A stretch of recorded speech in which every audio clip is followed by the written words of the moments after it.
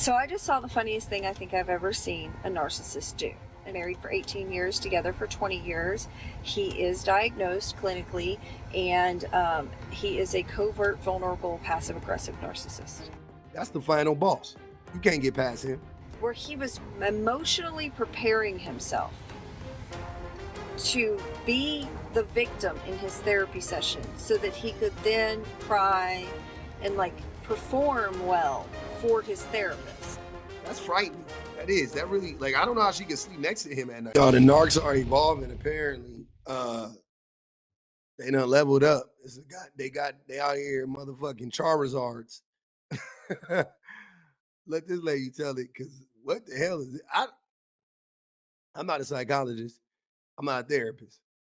I don't know these terms.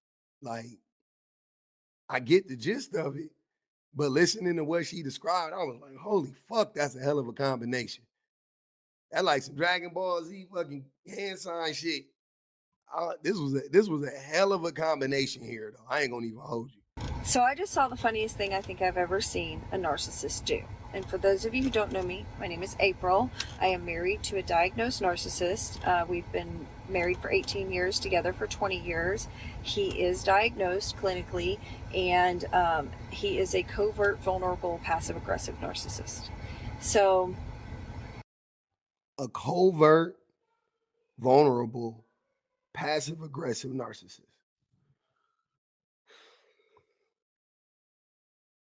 You can't defeat that nigga. That's the final boss. You can't get past him. She been with him for 20 years. I know her brain is so fucked up. That's not a dig at her or anything. She's a victim. What? That's crazy. That was crazy. That was really different. That was, whew. Y'all got it. That's a, wow. Okay, let's continue. I just recently watched him do something today that I didn't even know people did, I guess. Living oblivious. We're getting prepared for his therapy session. He has therapy at 2. And I'm working on my computer, doing some stuff. And he comes into the room from doing the dishes or whatever he was doing, cleaning up in the kitchen. And he sits on the edge of the bed or on his side of the bed, and he just kind of looks down and starts to look very sad. And I'm just continuing to work because I imagine if he's feeling some kind of way, he'll tell me. And he doesn't say anything. And then my children call, and I'm talking to them. And when I get off the phone, while I'm on the phone, he's sniffling and wiping his eyes as if he's crying. And so when I get off the phone, I just kind of go, "What's wrong?" And I get kind of a no response thing. And I'm like, okay, what's going on? You want to talk about it? What's wrong? And he said, and I didn't say you want to talk about it. I'm just like, what's wrong? And he said, nothing. Okay. And he gets upset. He goes upstairs. Why would he do that in front of her is my question. To our guest bedroom. And he's laying down in there. And we have to get ready. We're leaving. And I go upstairs and I'm like, you need to get ready. We're leaving. What's wrong? And he's like, well, you're just mean and all of these things. What? So basically what I just witnessed was he was preparing to be the victim. And this was like a half-hour long situation where he was emotionally preparing himself to be the victim in his therapy session so that he could then cry and perform well for his therapist. So it was like method acting for him. That he needed her to engage to give him that energy so he could feed off of it in the therapy session.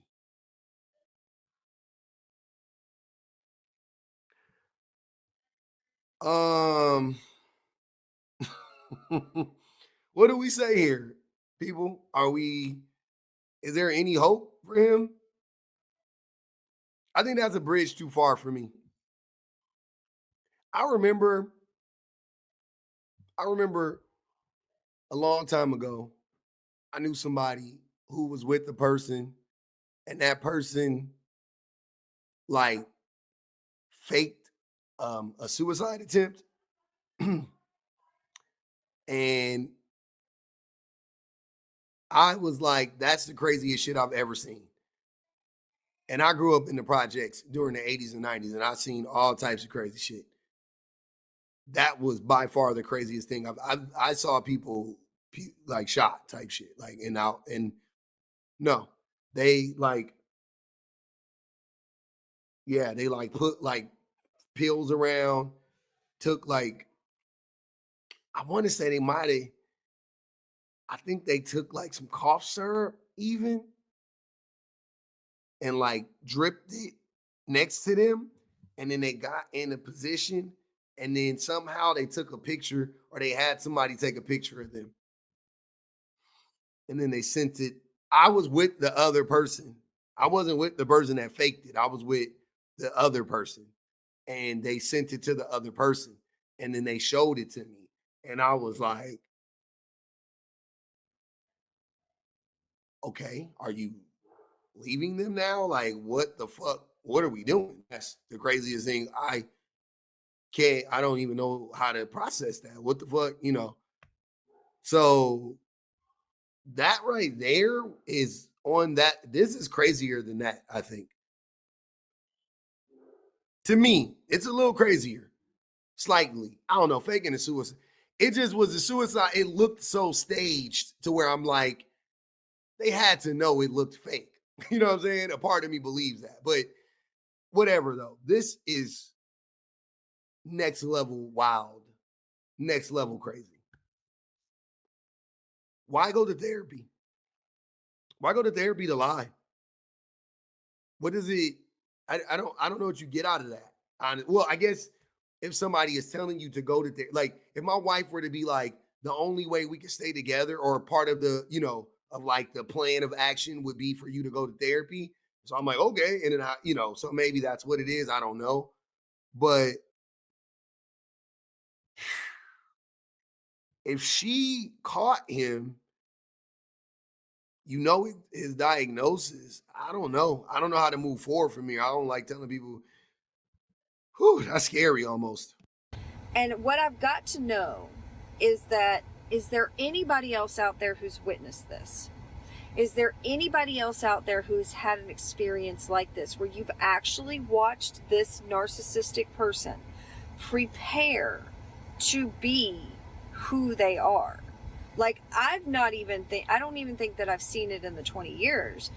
I wasn't looking for it either. I didn't know what narcissism was until recently, but he was preparing himself to be the victim. He was preparing himself to go into therapy and be able to cry on cue and be able to produce all of these victim like emotions.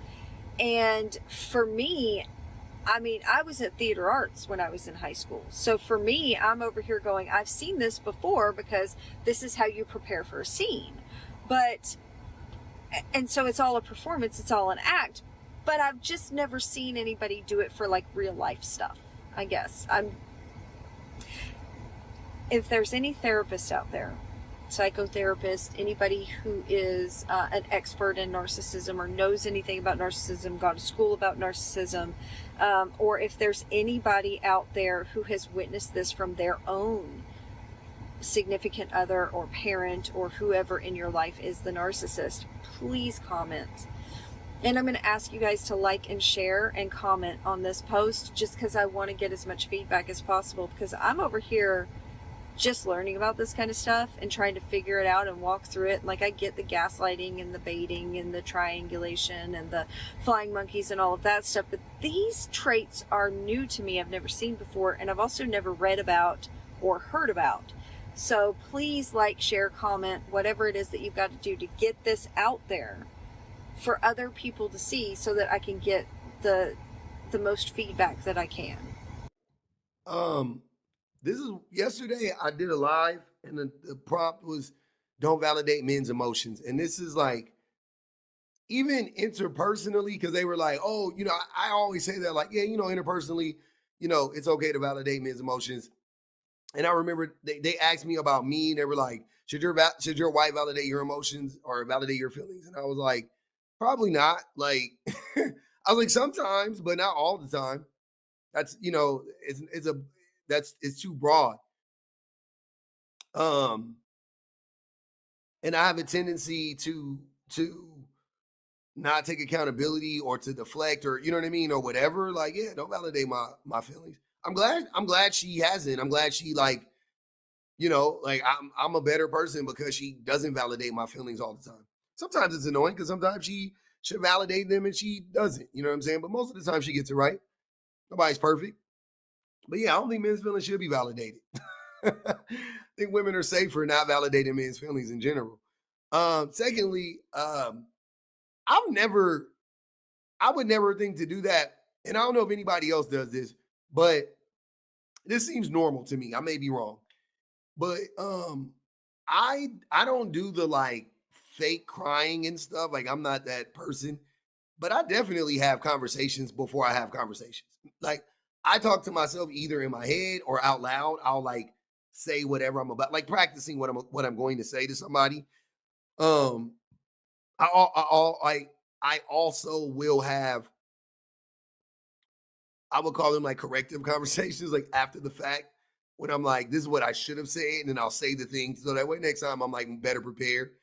I'll do that. I don't know if that's weird to people. Like again, I feel like that's very common, but it's not fake. Like I'm genuinely just like preparing to have the conversation, and that way it's like doing it. It's like you're testing yourself. You're seeing like if what you're saying actually is valid at the same time.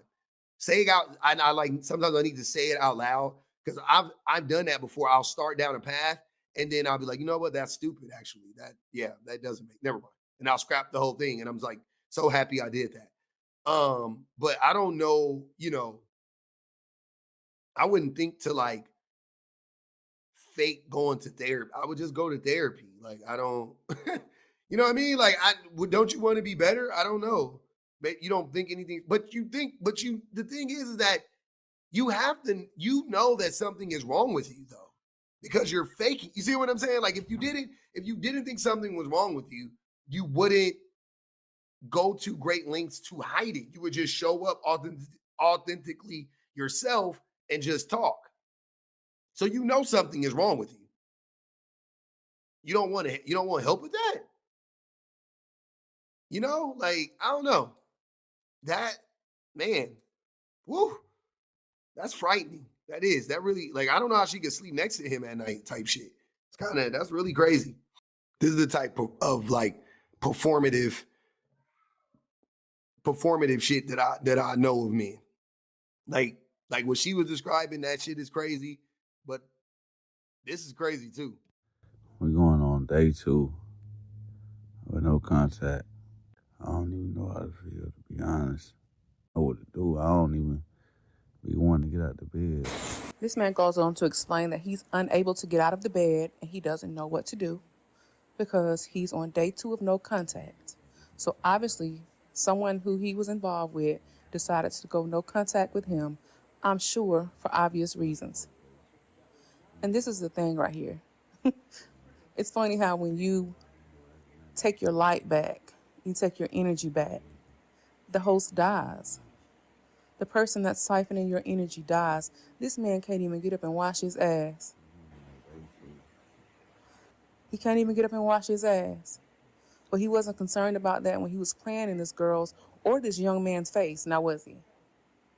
And I'm pretty sure whoever he was dating gave him multiple opportunities to fix himself, to fix the issue. I'm almost certain people don't just go no contact. People go no contact when they're trying to protect themselves from you. They're trying to protect their mental health, their physical health, emotional health, their spiritual health. They feel like the only way that they could survive is that they remove you completely out of their lives.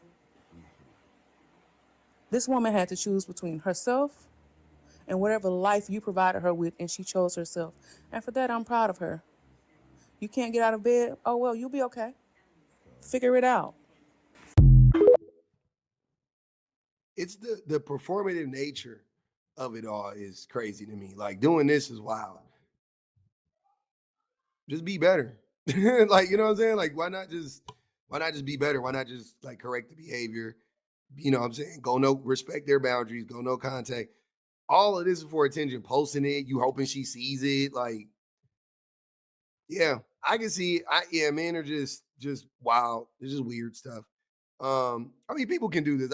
Again, I told you all about a scenario earlier. It was a woman that actually was the one that faked the suicide. But yeah, people do weird stuff in these scenarios. But I've never heard of a man doing what that first. I've never heard of anybody doing what that first man did. But I have seen men be very performative like this. This is all a trap. All of this is a setup.